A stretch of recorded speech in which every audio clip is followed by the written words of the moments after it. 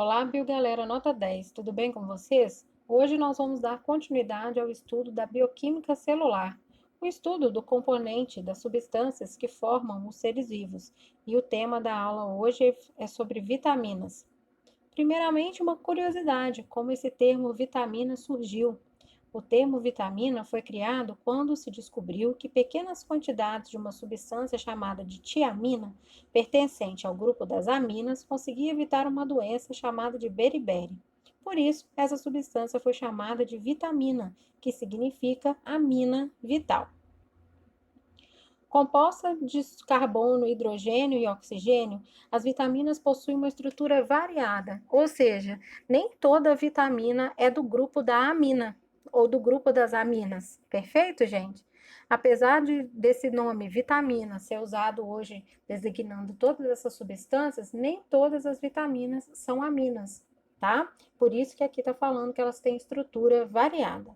São substâncias orgânicas, porque são formadas na sua estrutura de carbono.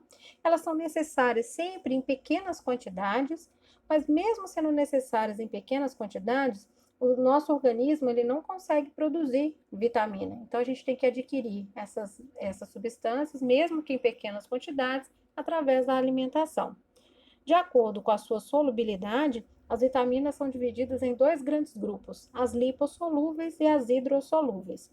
Lipossolúveis são as vitaminas que se dissolvem em substâncias orgânicas, como por exemplo o óleo. Já as hidrossolúveis são aquelas que se dissolvem na água.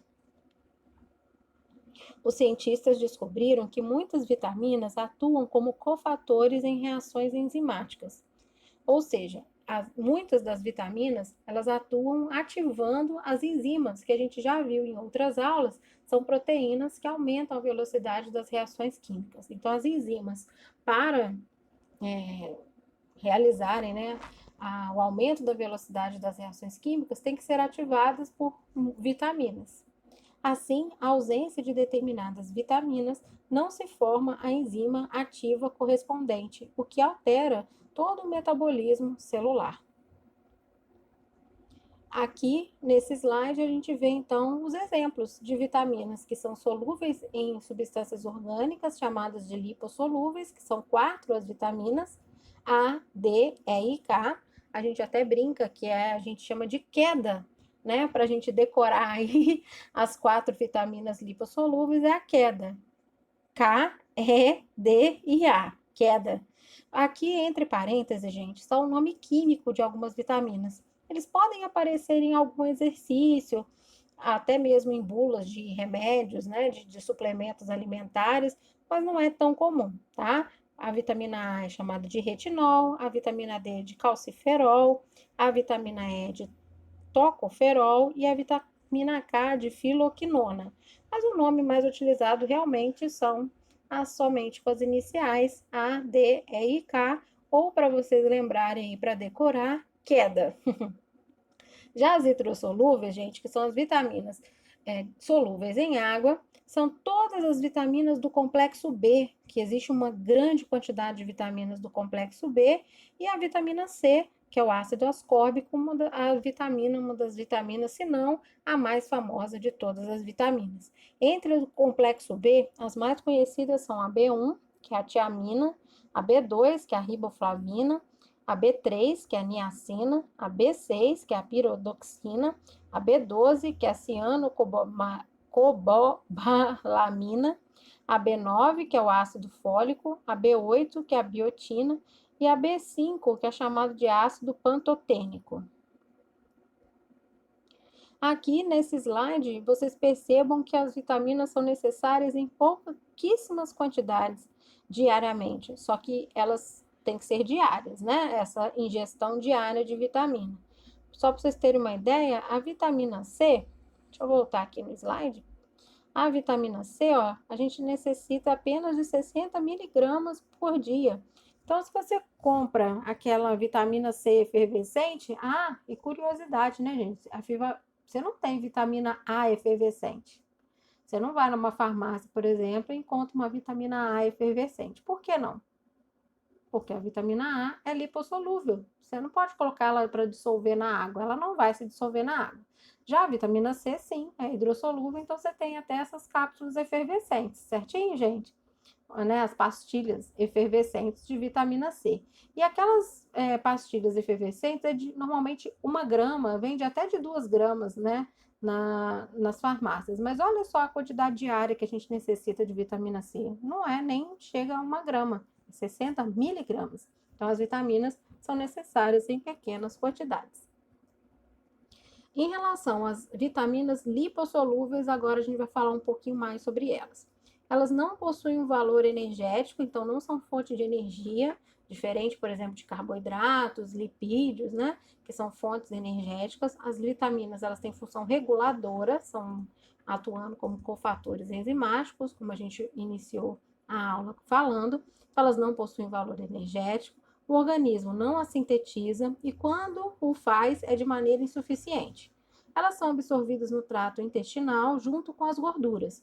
É importante a presença dos ácidos biliares para sua digestão e são transportadas na forma de quilomicrons através do sistema linfático e da corrente sanguínea. As vitaminas D e a E circulam ligadas a lipoproteínas.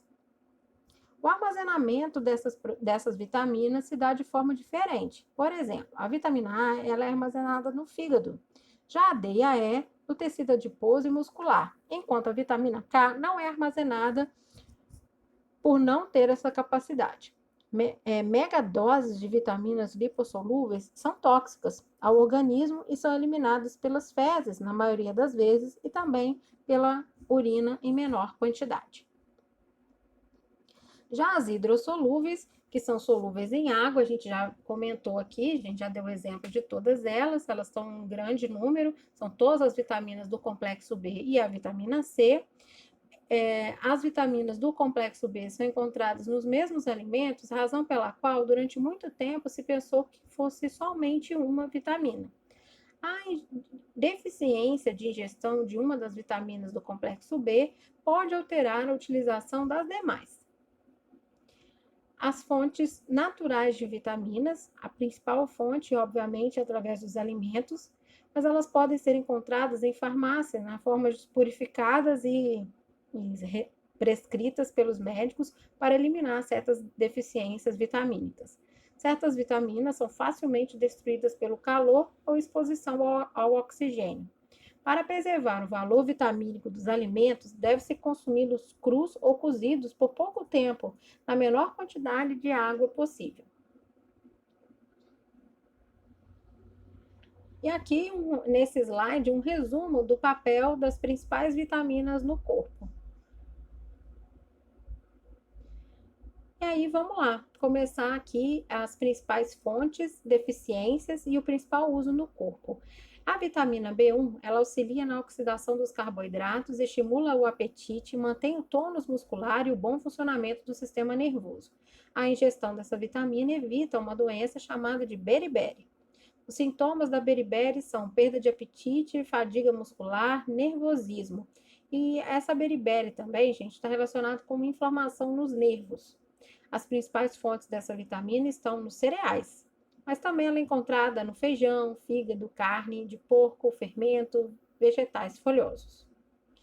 A vitamina B2 auxilia na oxidação dos alimentos, essencial na respiração celular, mantém a tonalidade da nossa pele e também atua na coordenação motora. A ruptura das mucosas, dos lábios e da língua e das bochechas é uma das deficiências relacionadas a essa vitamina. Entre as principais fontes de vitamina B2 estão os vegetais folhosos, como couve, espinafre, repolho, etc. Já a vitamina B3 mantém o tônus nervoso e muscular e também atua no bom funcionamento do sistema digestório, prevenindo a pellagra, também conhecida como doença dos 3Ds. São 3Ds porque são sintomas todos que começam com D: demência, dermatite e diarreia.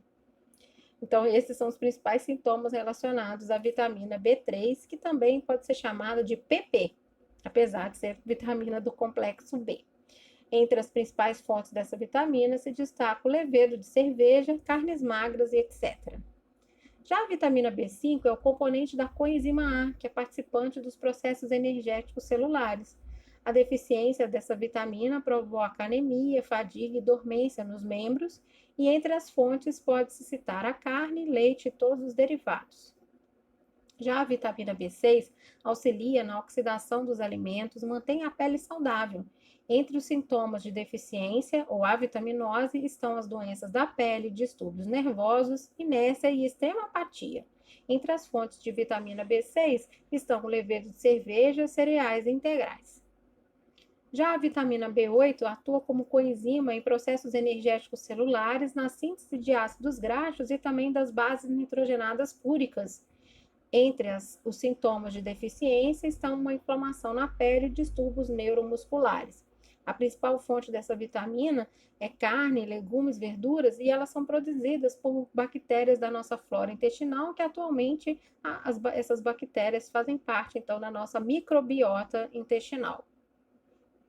Já a B9 é importante na síntese de bases nitrogenadas e, portanto, na síntese do DNA e multiplicação celular.